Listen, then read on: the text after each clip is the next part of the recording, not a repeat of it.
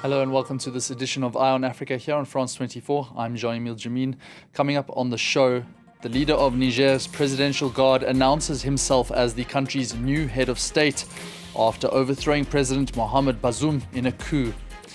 Then at a Russia-African summit, the African Union head tells Vladimir Putin his promise of free grain isn't enough and that a ceasefire in Ukraine is needed. And Senegalese opposition leader Ousmane Sonko has been arrested at his home by the country's gendarmes. We head to Dakar to find out what the latest is. Thanks for joining us on France 24. Well, staying with that last headline, Senegalese opposition leader Ousmane Sonko has been arrested by the country's gendarmerie. The news was confirmed late on Friday by members of his Patriots of Senegal party, as well as his lawyer, Juan Branco. Well, for more on this developing story, we head straight away to France 24's correspondent in Dakar, Senegal, Sam Bradpeace. Sam, what is the current situation and location of Ousmane Sonko? Well, one of the latest developments we've had in this story comes from Mr. Sonko's lawyers, who've confirmed that he's been formally placed in custody. For now, he remains in the Dakar courtroom that you can see just behind me. And rather bizarrely, this whole story comes back to an incident involving a mobile phone. Mr. Sonko is accused of stealing the phone of a female law enforcement officer who was stationed outside of his home. Now, the Justice Ministry insists that this phone theft happened in a rather violent manner. Ousmane Sonko himself said he was simply intervening because he said he was being filmed illegally. Now, this might not sound by much, but when you put it in context, it matters, because Ousmane Sonko has been effectively under house arrest since June after being found guilty of corrupting the youth in a sex scandal that gripped the country and led to some of the worst violence, really, in Senegal's post-independence history. So it's unclear how long Mr. Sonko is going to be held in the courthouse or whether he will be transferred elsewhere. But for now, that is the situation. And Sam, what is the mood like on the streets of Dakar around the courthouse? There have been very few kind of major clashes to report. The police presence is somewhat subdued compared to what we saw certainly last month with the peak of that violence that I just mentioned to you.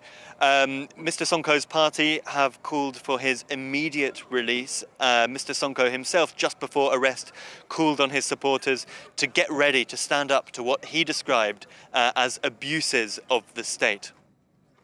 Sam Bradpeace, thanks so much for your insights, and of course we will have all the developments on the story with Ousmane Sonko in the hours to come.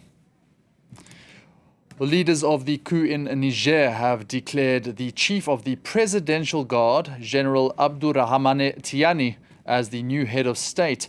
The constitution has been suspended and all former institutions under overthrown President Mohamed Bazoum have been dissolved. The general appeared on state television on Friday, labeled as the president of a newly formed National Council for Safeguarding the Homeland.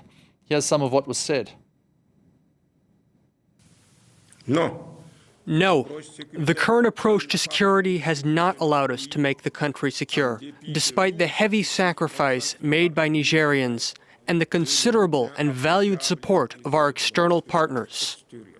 No, the results aren't meeting Nigerians' expectations. No, we can no longer continue with the same approaches that have been proposed until now, due to the risk of seeing our country gradually and inevitably disappear. That's why we have decided to intervene and take responsibility.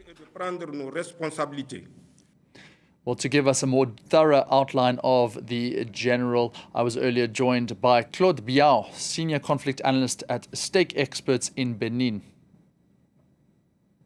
We know very little about him, apart the fact that he has been leading the Presidential Guard. And it's also quite interesting to see that actually he was, there were signs that the President Bazoum wasn't trust him that much anymore, because at some point he wanted to appoint him to another position, and he was prevented to do so by former President Issoufou, who advised him to keep him in place. It means there was maybe a feeling of mistrust from the former ruling party at the time before the coup happened. And now, under this new leadership, if we can call it that, obviously there's the relations bilateral with other countries surrounding Niger, like Benin, as well as the G5 Sahel countries. What do you expect the relationship will be like now under General Chiani's leadership? Since last year, the former regime has strengthened its links with countries around it, especially with Benin, where there's been a defense agreement that has been signed between Cotonou and Niamey, and joint operation, military operation were actually planned, including sharing of intelligence, part of that defense agreement. It will be interesting to see what will come out of it. We know that President Talon, that was appointed by the ECOWAS president, Nigerian President Bola Tinubu, could not go to Niamey for the negotiations on July 26th, because the perpetrators of the coup prevent him to do that. It means that the links that have been built between Niger and Benin might have played in some way in that decision not to allow President Talon to join Niamey for the negotiations. I think moving forward, the G5 Sahel will also see a few shifts in the way it's operating so far, because Mali has left in July 2022, and we know that even if former President Bazoum didn't have very close relations, actually he had bad relations with the Malian military regime, he was advocating together with Mauritanian President Mohamed Ould Ghazouani to have Mali back in the G5 Sahel. And with this new regime, and we've heard it in the speech of the new ruler, General Chiani, that it's obvious that Niger should be closer to Mali and Burkina Faso. It would be normal in some way that those two countries get closer and find a way to have Mali back in some sort of mechanism, even if it's not formally getting back into the G5 Sahel. Well, West African leaders will meet on Sunday in Abuja, Nigeria, to discuss the coup, with Nigeria and Benin acting as mediators. ECOWAS has meanwhile continued to call for President Bazoum to be reinstated, while Kenya and Libya have also urged calm and restraint.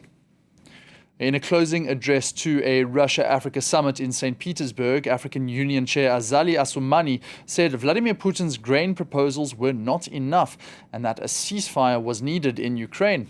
Assoumani did, however, say that Putin had shown readiness to negotiate, with Ukraine now needing to be persuaded to talk to its illegal invaders, Moscow. Caroline Dumais has more. This was a success for President Putin. This was a success for Africa, because when Russia wins, Africa wins. This is how Azali Assoumani, the president of the African Union, concluded these 2 very busy days. More than 120 contracts were signed, and a 3-year plan is going to be implemented to develop the cooperation, the military, the economic cooperation between Russia and Africa. We really have the feeling that Moscow is going into a long-term relationship with Africa.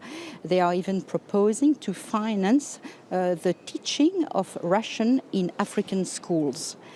But the road to development is long, and Africa needs peace. We saw the Niger coup recently, and the African Union president also said that for Africa to go back on track, for Africa to get development, they need peace in Ukraine. So the African president are really going to make a huge effort for their peace mediation to work. The delegates are leaving St. Petersburg on a high note, but with a lot of question marks. And finally, not many people would associate Ghana with surfing, but with its long coastline and world-class waves, the sport is gaining popularity. However, few women take part. In the small fishing town of Busua in western Ghana, a group of brothers want to change that. Take a listen with Justice Baidu. These girls are braving the odds, venturing into a sport that has very few women in Ghana, surfing. When last one? A lot of girls don't do surfing in Busia because they are afraid of the sea and their parents don't allow them to come. Christiana Okran, 14 years, is part of Black Girl Surf, a surf club for females in Owusuo, also known as Busia. Theodore Bedu is part of the Justice Brothers, a group of young people who are using surf lessons to market Busia, their hometown, tapping into the community's vast tourism potential. It was only the guys that were surfing.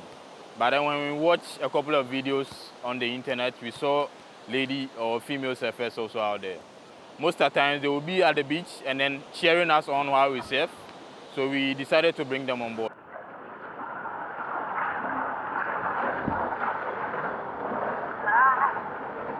Busia, located in southwestern Ghana, with its long, pristine, sandy beaches, is one of the top surfing spots along Ghana's over 500-kilometer shoreline. Every time we are so busy in the house, we didn't come out to play, come out to do everything the boys can do. When Justice teach us, we told the community that surfing is for not male, it's for all of us. The Justice Brothers have been part of many surfing competitions in Nigeria, South Africa, and across Ghana. They now hope to take these girls out there too to compete and set their eyes at the Olympics soon. And just a quick one talking about a woman in sports. Congratulations to the South African women netball team who beat Wales in the opening game of the Netball World Cup currently being staged in Cape Town, South Africa. Well, that's all the news from across the continent for now, but there is more coming up on France 24.